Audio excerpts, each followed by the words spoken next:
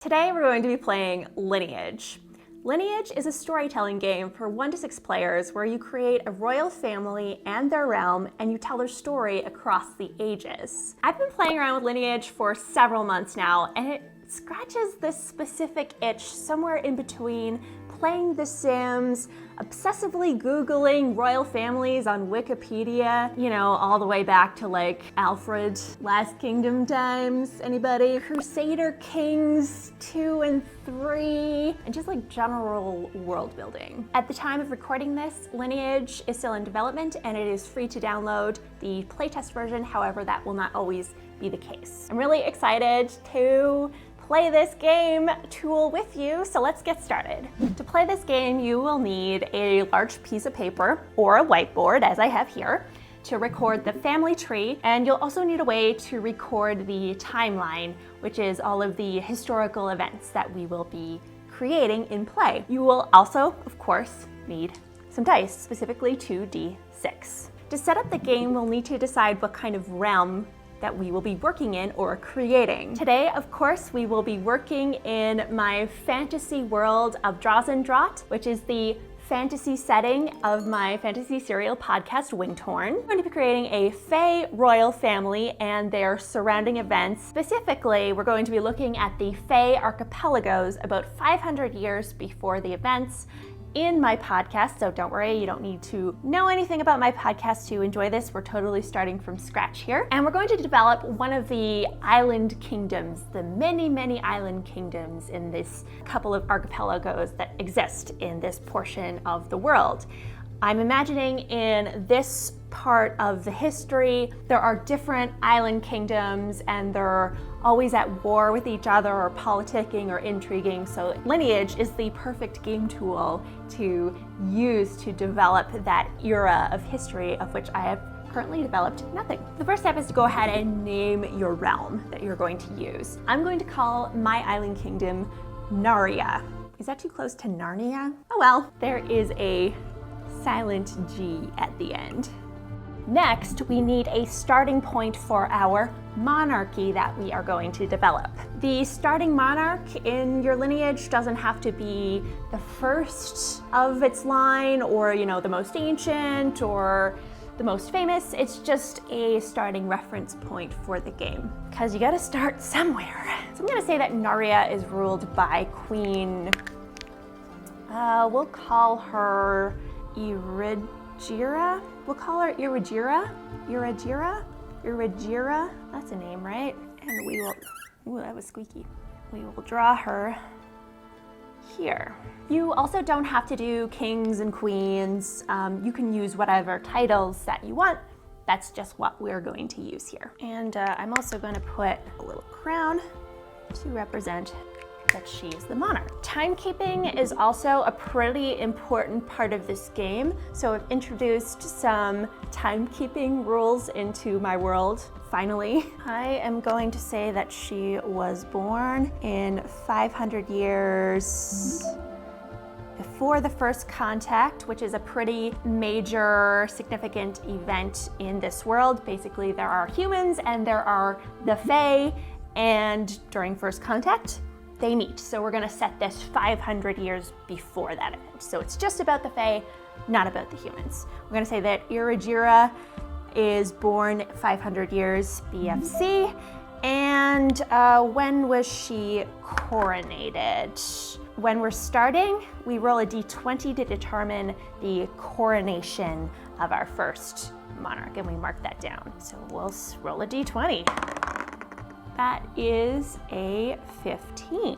So she was crowned when she was 15 years old. Oof, that's pretty young for 85 BFC. Okay, right? That's right. Yeah, my math is right there. Then you'll need to determine the succession rules for your monarchy. And you can use whatever you want, you know, youngest, oldest, most senior in the family. If you've played any Crusader Kings 2 or 3, there are many different succession types and succession crises. But I'm going to be very straightforward. I'm going to say the eldest child inherits no matter what their gender is, and the children of that child take precedence over the siblings of the succeeding monarch, if that makes sense. Primogenitor? I can never pronounce those things. I'll put it on the screen. I know what it means, but I just cannot pronounce it. Okay, so the next step is each player creates a faction within the realm. Now, if we were playing with more than one person, then everybody goes around and creates one. But instead of that, I'm going to roll a d4 and then create that number of factions. Now, it's a little hard to see the d4 roll.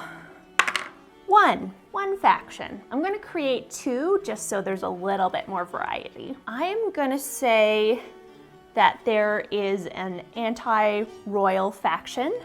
We will call them the Free Radicals. We'll put him over here. And we will create the leader of that faction. The whole point of this is to have characters and major players in your scene. And we will call this person Ails. We will make him a man. Ails is the leader of the Free Radicals. So the Free Radicals are interested in deposing the monarchy specifically. So there is a D6 table in the rules with 6 descriptors that describe each faction. There's prosperous, loyal, a problem, politically popular, fanatical, and underhanded. So I'm going to say that the Free Radicals are politically popular, at least at the time of our starting. The second faction that I would like to create is a merchants guild, we'll say. I'm not going to give them a particular name at this point in time. I'll just call them Merchants Guild. And their leader, let's call them Orin. Let's roll on this one. Let's roll the d6 to see how they are perceived in the realm. 1, they are prosperous. Sure, okay. I mean, sort of obvious, but that does tell us something about Narya, that it is a prosperous realm. Oh, I can't even spell prosperous. It tells us something about Narya when we're starting out, that they probably a wealthy kingdom doing a lot of trade with the neighboring islands. Speaking of, now we are going to create the neighboring foreign powers and determine the relationship that Narya has with them. Now, I'm going to create at least 2 foreign powers at the start of this playthrough. Maybe we might introduce more, who knows? But I'm going to create their leaders and sort of roll the initial relationship between our main island kingdom. Narya is a single island in the archipelago, and let's actually roll this. So the first island kingdom we will create, how many islands, we'll say out of D4, are in it? 2, okay. We'll say that there's 2 islands kind of like that. We'll roll a D6 to determine the relationship with Narya. 4, militant, okay. The first island kingdom neighbor is militant, and let's say that their name is Clome. Do they have a king, a queen? Let's roll our gender dice to see. Okay, they have, what are we gonna use for like a non-binary royal title? They're militant, so maybe they don't have like kings and queens. So let's say that their leader is a general. Let's call them Kista. Let's put them over here. My board might not be big enough. They are the ruler. So I'll just put a little crown to remind me of that. So we have 1 neighboring island kingdom. They are militant and ruled by a general named General Kista. And the second island kingdom, how many islands are in their kingdom? 3. Ooh, Narya is surrounded by kingdoms much larger than theirs. Maybe they're kept independent because they're so prosperous. Maybe their military is not as big. There's 3 little islands surrounding them there. Let's roll to see what the relationship is with Naria. 1. Oh, allied. Thank goodness. Okay, allied with a stronger power than they are. I wonder if they're allied through marriage. That would be a good thing to explore. Okay, let's give them a name. Let's call them Let's call them Diber. Was it Diaper? Diber. And now they need a ruler. Diber is ruled by gender. Also non-binary. Let's say that it's a monarchy, but instead of like king, queen, prince, princess, they use first, second, third, etc., etc. And let's give them a name. Posat. Sure. And I haven't determined how old some of these people are. We will probably do that in play. Okay, that concludes the setup. Now we are ready to play the game. There are no specific endpoints for this game. You can kind of keep playing it until you are satisfied with the world or the monarchy that you are building. I'm gonna say that we'll go for about 10 rounds. The game is played by rolling 2d6 on the events table, and there's like there's 11 different events on the table. Some of these events have sub-events that you roll, and basically you roll and then you interpret the event and then describing what happens to the character or characters based on what you have rolled, and then updating the family tree and timeline accordingly. So let's get started. 9. 9 is succession. Determine the next monarch. Okay.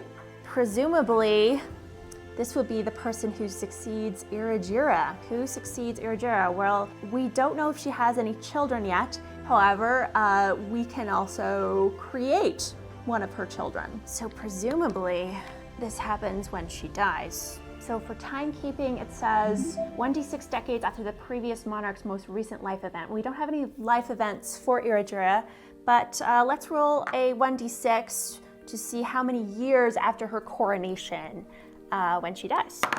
5 decades rather, not years. So she's crowned when she's 15, so that would be about 60 when she's 65. Pretty old for Fae, actually. The Fae in my world don't live as long as humans. If humans live to be like 70 or 80, then the Fae live to be like 50 or 60. Within, there's always gonna be exceptions and that sort of thing. So she dies, and that's how succession, well, generally speaking, that's how succession works. Not always, of course. So the D6 was decades. Let's roll a D10 to see what the year is. Exactly 55 years. Dies in, that's right, 50 years. See, and she is succeeded, presumably, I'm just gonna say she is succeeded by one of her children. We don't know if it's her eldest child. In this game, you are presumptuous. Whatever you say is true on your turn, and so you have to keep that true going forward. So I'm going to say that she is succeeded by one of her children. I'm not gonna say if it's her eldest or her youngest. We can kind of figure that out maybe as we go. The child that succeeds her is her son, and we will name him Rigor. We know that he is coronated in 435. Don't know when he's born. We don't really know anything about him yet. Iragira probably died of old age if she's like 65. That's pretty old for a Fae, so presumably died of old age. Or did she? In any case, Rigor succeeds her. Okay, what is the next event? 5. Marriage or divorce. Add a new spouse to the chart or separate a couple. Let's establish that Iragira married somebody from their kingdom of Diber, and that is what created the alliance between the two kingdoms. Naria is a smaller kingdom. They are prosperous, or at least they're prosperous at the time that Irajira is coronated. I think she probably had a hand in that. And by marrying somebody from the kingdom of Dibur, she basically is ensuring her protection against the more militant island kingdom of Clome. So let's create her husband. Let's call him Ceasit. You know, it's not a marriage for love. This is a marriage of alliance. But I think that going into it, Irajira knows what she's getting into, and I think that they have had some very civil and probably quite friendly relations in the past, and both parties know what they're getting into. So I think at least at the start, things are good between Irajira and Ceasit. So we should put queen, and he is, we'll say that he's king, but she is the reigning person here. And according to our timekeeping rules, marriage takes place 1d4 + 1 decades after birth. Mark the date of the marriage and the spouse's birth on the timeline. Okay, Irajira became queen when she's 15. She's pretty young, but let's say that they get married when she is 20 years old. So the year would be 480. And the spouse is 1d6 years older or younger than Irajira. Okay, so King Ceasit was born 2 years before, we'll say. So he was born in, so complicated to go backwards. He was born 502. Great, all right. What is the next event? Event number 3. 11. Major event. Cultural, political, disaster, or strange fortunes. Major events in the realm can change the story dramatically. Choose one category and follow its instructions.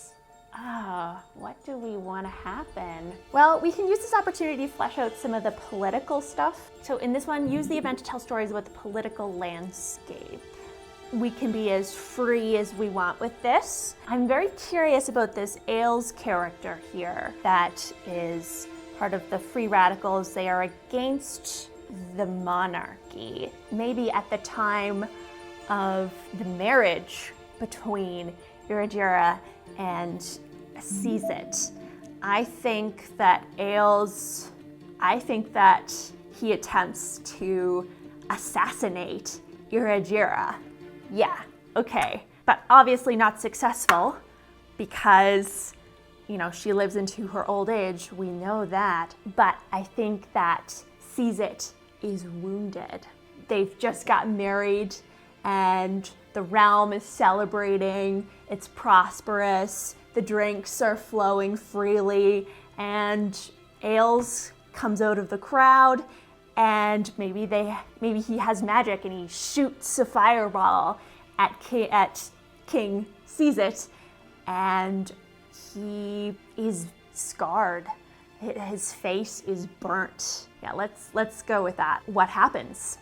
I think Ailes escapes into the crowd, and now Ailes is a wanted man. I think everybody knows who did it. I think he was seen. It was a crowded day, but this brings Irajira and Ceasit closer because she cares for him and helps to heal him and is by his side. So I think this really makes the foundation for their relationship going forward quite strong. Yeah, that's cool. Let's go with that. Lineage also has the rule of cool, as it's called. So if you're struggling to come up with something, just go with your coolest idea. I may also pull out some supplementary tools during this playthrough if I'm stuck or if I just need a quick hit of inspiration. This is also a great tool to pair with other supplements like the Story Engine or Bold or some of the other things that I've talked about on this channel. What happens next? 2. 2 is choose. Choose any event. Okay, choose is sort of do what you want, make up whatever stories that you think are missing from the world. It can also be an opportunity to explore some of the side characters. So, you know, Ailes, and we've got the merchant's guild over here. I got a good idea. After Ailes attempts to assassinate Seizit, I think Ailes flees to the island kingdom of Clone. Temporarily, you know, Ailes doesn't want anything to do with any monarchy, but I think he's just like, I gotta get out of here for a little bit. I think General Kista finds out that Ailes is hiding out in their island kingdom. And so Kista has their men find Ailes, and Ailes is brought before General Kista. And General Kista says, I have a mission for you. This alliance between Daiber and Narya troubles me because now they are potentially stronger than us. I want you to try this assassination again. And Ailes is like, they know my face. Like, I can't just like go back in there and try again. Are you kidding me? Maybe Kista has a sorcerer employed. And the Fae are quite magically endowed, I want to say. That sounds very weird. General Kista has employed a very powerful sorcerer. And Kista says to Ailes, I am going to augment your face so that no one will recognize you. I want you to go back to Narya. And I want you to get a job in the castle, earn the trust of Queen Iragira and King Seizit. And when their guard is down, I want you to assassinate them because General Kista is planning an invasion. Yeah, cool. Okay, let's go with that. Oh, and let's create this sorcerer character just so we can use them in the future. Let's call this sorcerer Octa. So Octa, the sorcerer, augments Ailes' face so that Ailes can sneak back into the castle where Queen Iragira and King Seizit are to attempt an even larger assassination. Yikes. What is the next event? And you don't have to go in chronological order like I am here. You can kind of jump around the timeline. So do whatever you like. 4 and 2 is 6. 6 is parents. Add parents to the chart. I'm kind of into Ailes now. Kind of want to know what his deal is. Why is he a free radical? Ooh, okay. Rule of cool. Let's give Ailes a parent. Let's say that Ailes is actually a distant relative of Iragira. Maybe like a second cousin's not that distant, but let's say Ailes is like a third or fourth cousin of Iragira. Ailes' mother grew up in the more posh, noble society of Narya. However, something happened where Ailes' mother, we'll call her Kali. Something happened where Kali was cast out of the noble class, or she disgraced herself somehow. Maybe she gambled away all of her money. Something that she did specifically alienated her from proper society. And that meant that Ailes grew up in poverty or on the harsher side of Narya. And Kali filled Ailes' head with, stories of how good things used to be, but because of these rich nobles, look what they did to us. This is why we live so poorly in comparison. And wouldn't it be great if somebody could just take that away? I think she filled his head with all these stories, and that partially is responsible for the free radical movement. Yeah, I like that. Okay, that's 5 rounds so far. They can go pretty quickly, especially if you're just sort of in a group or you're just kind of making up whatever is the coolest. So yeah, round 6, let's go. 6 and 4 is 10. Relationship. Describe a relationship between 2 characters. And it doesn't have to be a romantic relationship, it can be any kind of relationship. The kingdom of Daiber is ruled by First Prosat, who I'm actually assuming is the parent of King Seizit. We'll say that is true. Let's describe a relationship between First Prosat and Rigor. First Prosat would be making a lot of diplomatic visits to Narya as long as they are physically well enough to do so. I think on one particular visit, first Prozat visits young Rigor and tells him, "You might be king one day." It would be very interesting and would make sense for General Kista's plot. It would make sense if first Prozat had no other children other than Sisit, and that it would make any of Iragira and Sisit's children, essentially it would make their children monarchs of both Narya and Dibur. That's cool. I think that first Prozat is very cognizant of that as anyone would be. First Prozat begins to tutor and mentor young Rigor to ensure that Prince Rigor becomes a caring, compassionate ruler. Prozat is very compassionate, very forward-thinking, and they want to impart that to Prince Rigor.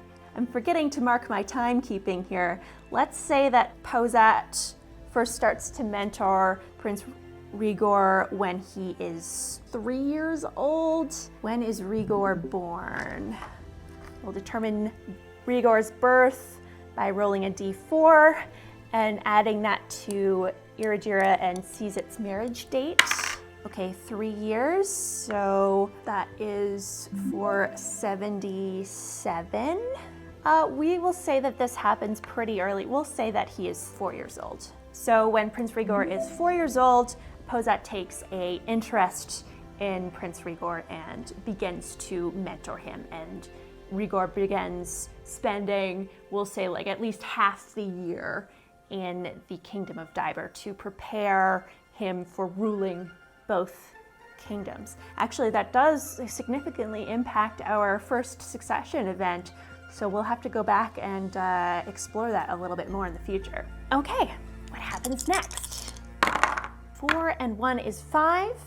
That is marriage or divorce. I wonder who General Kista is married to. Who are their allies in all of this? And I get the feeling that they are not allied to Dibur at all. They're probably allied with another kingdom, or maybe they're very independent. Maybe Kista is married to somebody who is still a noble, but maybe not necessarily a royal. They're very militant. So let's say that Kista is married to the head of the military and that they are working very closely. So if Akta is the sorcerer for the kingdom, maybe the Kingdom of Clome, it's not as big as Dibur in terms of how many islands they control, but they've got a very strong military. And so Kista is married to the head of the military. Maybe this is a common practice. And let's call them Phaedra. And let's say that they are a captain. I know I'm probably mixing and matching my military. Kista is a general, they're in charge, and Captain Phaedra, their partner, is in charge of the whole military. And when do they get married? We don't know how old Kista is. Let's base it on Irigira's birth. How many decades older are they than Iragira? 4 decades older. 4 decades, so that would be 540. So you're born in 542, and you were married in 520. Okay, I think that's right now. This game is deceptively simple, but there's actually quite a lot you have to keep track of, especially if you are going backwards with your timekeeping. Okay, our 8th round. These are going pretty fast. All right, 3 and 3 is 6. Parents. More parents. While we're at it, we might as well discover who King Sisit's other parent is and what their gender is. 2. Okay, King Sisit's mother married to first Prozat. If Prozat is first and they are the monarch, let's call her Hand is the companion title to the monarch in Dibur. Let's see what her name is. Let's call her Ocelot. Is she alive? I think she's alive during the marriage, but as we have established in other rounds, Cizit, I think, is the only child of Posat and Ocelot. So I think she dies. I think that they're not able to have other children. Maybe Posat does not remarry. I don't really want to make her die. I want Posat to have a wife. I want them to be happy. But I think for whatever reason, they are unable to conceive more children. And that's kind of why the kingdoms are going to merge during succession. Let's see how old Posat is based on King Cizit's birth. He was born in 502. How many decades before that was Posat born? Okay, he was kind of older. So let's say that they were born. Let's say that they were born in 545. Her age relative theirs, she was born in we'll say 42. When were they married? They were married pretty young. Married also in like 520s. They were married for like 20 years before Cizit was born. If you're enjoying this video, consider checking out my Patreon. I have the link below. And I think Ocelot, I think she's from a different island kingdom. Yeah, let's just quickly roll that. What neighboring kingdom is she from? They have one island. Let's say that they are like over here. Maybe it's a little island. Let's call it the island kingdom of Dieppe. And I think that she is one of many daughters of the ruler of Dieppe. And so again, it's a marriage of alliance. Okay, we are on number 9. Oh my goodness. 6 and 1 is 7. Epithet. Okay, we basically choose a moniker for a ruler. So like Iragira the Great. Lineage comes with a D100 table of descriptors. So I'm just gonna roll on that and then kind of see who it might most apply to. Should I use my giant D100? I think so. We'll see if it works.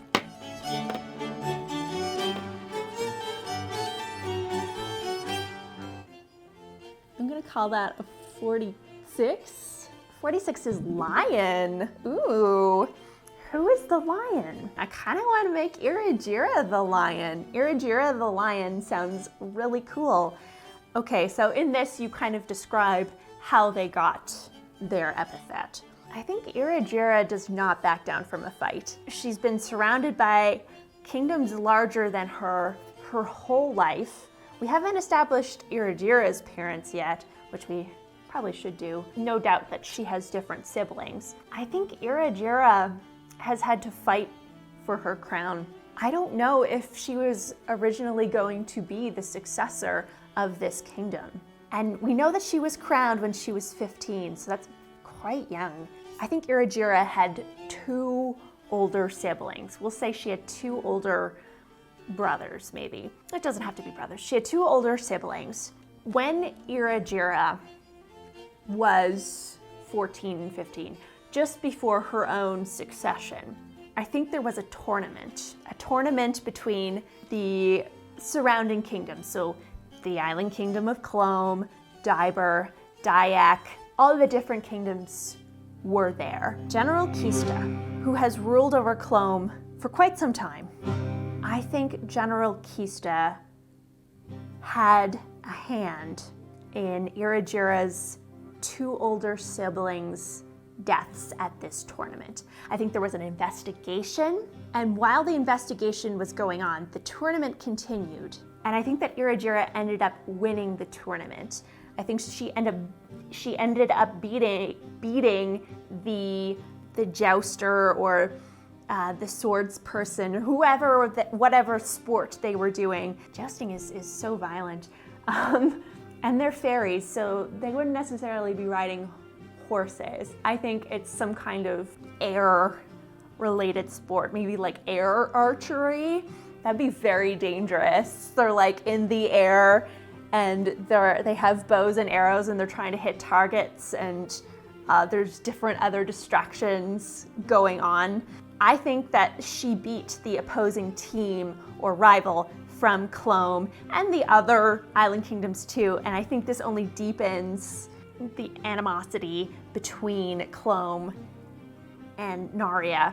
And I think that because of her bravery, despite her older siblings being killed, she went out there, she competed, she put on a brave face, and so she was known as Iragira, the lion. Yeah, ooh, that's interesting. Yeah, now we have a whole other plot thread to follow up. Just how much of a role did General Kista have in killing Irigira's older siblings? So let's mark Irigira's older siblings. I'm just gonna put circles there for now. We can establish them in a different round, but they died. We will roll a d6 to see how many years before her coronation this is. It was 3 years before her coronation. So her parents are still alive. Lots of tragedy in her young life, but we know her 2 older siblings died. 488. The lion.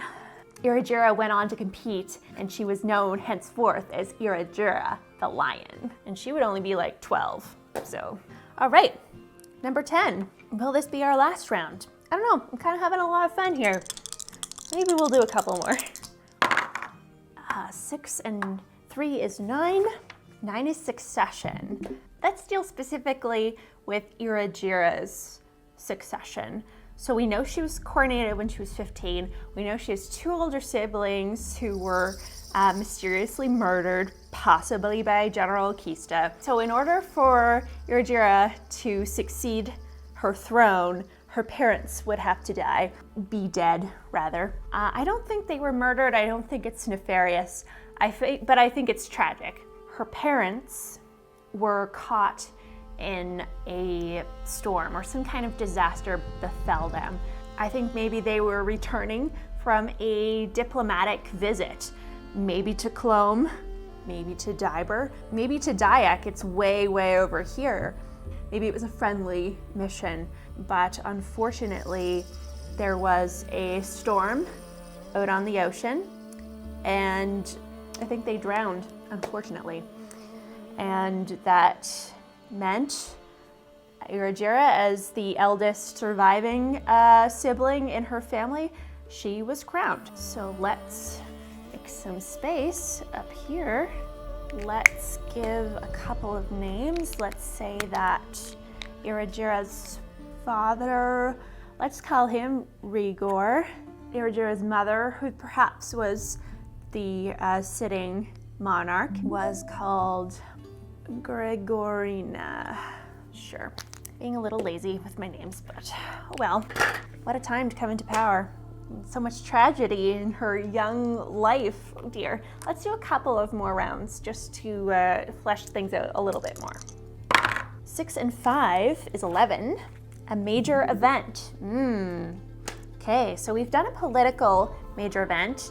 There's cultural, political, disaster. We've just had a disaster, or strange fortunes. I do like strange fortunes. Let's do strange fortunes. So with strange fortunes, we have to roll randomly on a specific table, and it is a D8. Don't often get to roll D8s. 8. Ooh. A distant land's ruler has died with no heir and no family. Diligent scholars have traced the royal lineage of that land to someone in our family tree. Determine a second law of succession and crown a new heir to the foreign throne. Let's say that Irigira has a younger sibling, and let's say that they are the ones who get crowned to this distant realm. Not Irigira, but this younger sibling. A younger sister. This becomes very messy. Let's call her Ryoga. And what is this island kingdom? How many islands are in this kingdom? 4. Ooh, it's a big kingdom. Let's put it, running out of room.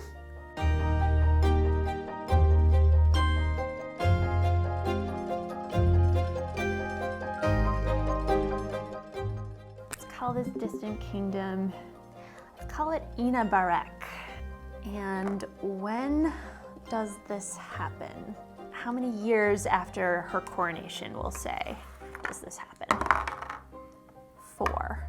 I think that some scholars from Inabarek travel to Naria. Their ruler has just died, maybe of old age, and they say, hey, we've done some lineage. You, Iragira, your line has a royal connection to Inabarek, and we currently are without a ruler. We are in a succession crisis. We need you to come and help us settle this.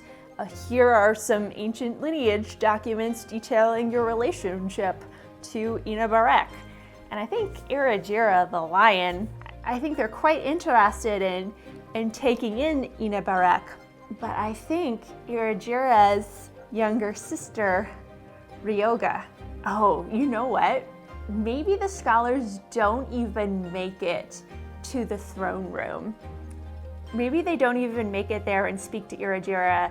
Maybe they have an appointment with her, but Iragira is busy with whatever else is on her schedule that day, and Ryoga meets with the scholars instead. And the scholars tell her of this succession crisis they're having and how there's evidence to suggest that that Iragira's line could have legal claim to Inabarek. And I think she deals with the scholars, and ultimately she ends up as ruler of Inabarek. You know, once Iragira finds out that she's been potentially cheated of a whole island kingdom, that would not make her very happy. Yeah, that's cool. I like that. Let's do a couple more. I'm just having a lot of fun with this. And it's kind of easy to just make up stuff and go with it. I've been playing a lot of this recently. It's just quite fun. 6 and 2 is 8. Death. Kill a character. Ooh, who dies? Who dies? Well, we already know when Iragira dies. We also know when the parents died. They died 485.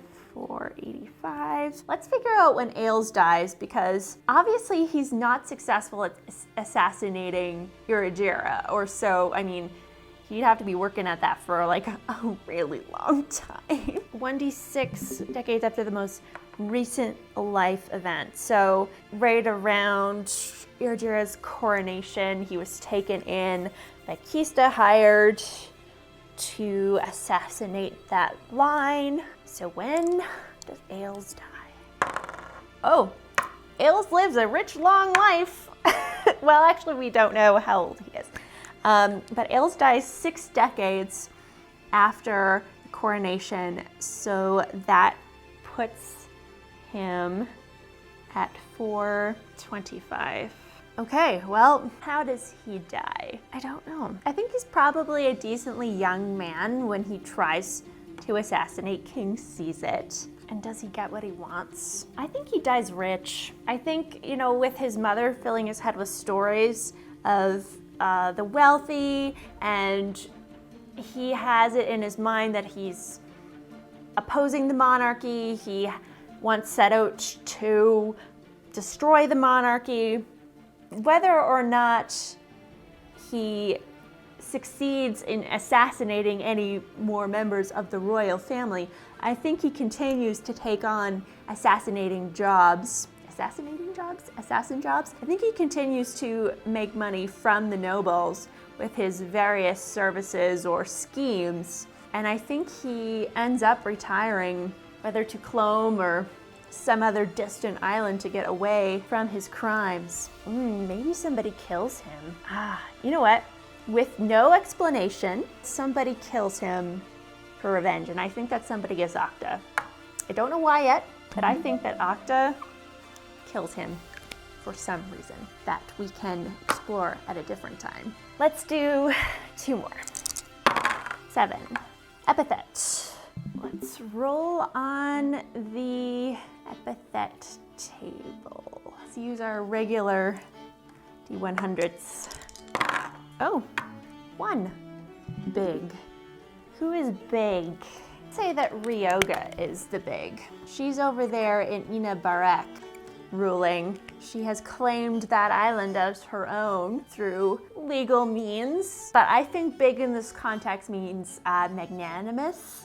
When she comes into power, I'm not sure that the people of Ina Barak are super accepting of her new position.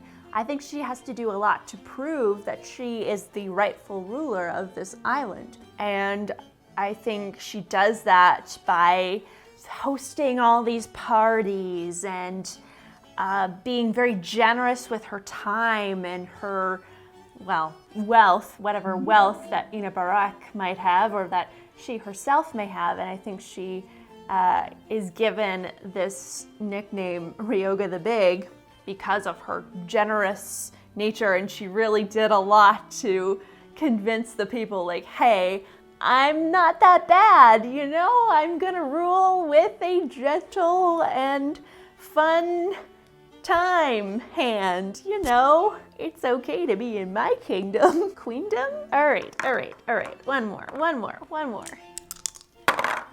Ooh, 11. 11, major event. Oh, a political event? Okay, let's tie this up. Let's do a political event. Ryoga has spent a lot of time in Ina Barak trying desperately to get the people to accept her, and I think eventually they kind of do. But I think that Irajira is miffed that Ryoga just went ahead and claimed this island without really talking to her about it. And I think that creates a lot of tensions between the two sisters. Ryoga gets to a point where the coffers are pretty low. She's spent a lot of time and hosted a lot of parties, and Ina Barak is, has several islands in its kingdom, but maybe they don't have a ton of natural resources, maybe they're depleted. Whatever is happening, she just doesn't quite have a handle on her kingdom.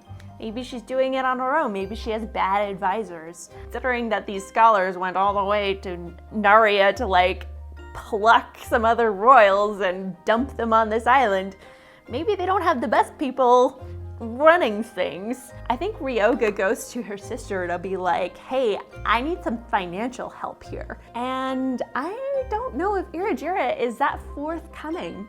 Irajira's kingdom is prosperous, but she feels quite slighted. Not on the best of terms with her sister. So I think Irajira says, oh, I'll happily lend you some money, but you have to swear fealty to me. And I do not think Ryoga wants to do that at all. She has worked so hard to be the queen of her own island nation, a large island nation, I will say. I think Ryoga's like, no, I do not accept your offer. That is way too much to ask of me, a queen, your younger sister. No, thank you. Ryoga goes to General Kista and is like, hey, I need some money.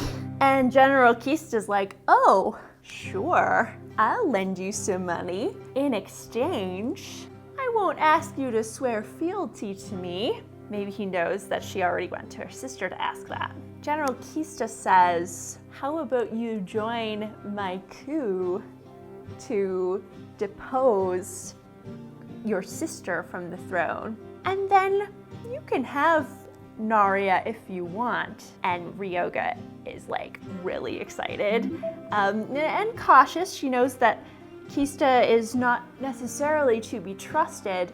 They certainly don't have the best intentions, and they are quite militant. But I think Ryoga is just in her mind, she's like, General Kista they have an army, but I have a bigger kingdom. Like, we can fight them off if we need to. But General Kista is like, yes, now that I have Ryoga in my pocket, like, she's gonna help me get rid of Queen Urajira. And Ryoga will have to swear fealty to me. I am going to rule over all of these islands. That's my plan. I'm going to leave it there. We created the Kingdom of Naria and the surrounding kingdoms, Clome, Daiber, Dayak, Inabarek. We have quite the cast of characters. There's still a lot to explore in every one of them. I only intended to make one video of this, but if you want to see more, please let me know in the comments below. I want to also add some extra homebrew rules that I've been playing around with in my own playthroughs of this game.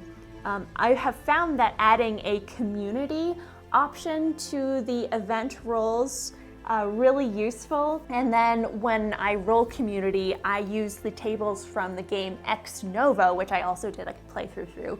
It just adds an even larger scope to the gameplay and focuses specifically on towns and their relationship to the greater world. I have often removed the epithet and the succession events in my own gameplay, as I don't always play this game with royal families, and it doesn't make a ton of sense otherwise. You can replace epithet with, say, like a personality trait, and then you flesh out a bit of a character's personality instead, which is essentially what epithet does. I also have used bold a lot in the choose events if I want a bit more randomness, and I have a video about that I've done already. If you want to get like really neat with your family trees, you can use a tool like ArtBreeder to take AI generated and user generated photos and mesh them together to create portraits for your characters. A slightly neater version of the family tree than this. If you enjoyed this video, you might also like my Let's Build Wingtorn series, where I use Microscope RPG to flesh out the world of Drazendraht, which is the same world that I have set this playthrough in, but it is even larger in scope and much more detailed with the events. So if you want to get started watching that, you can click here.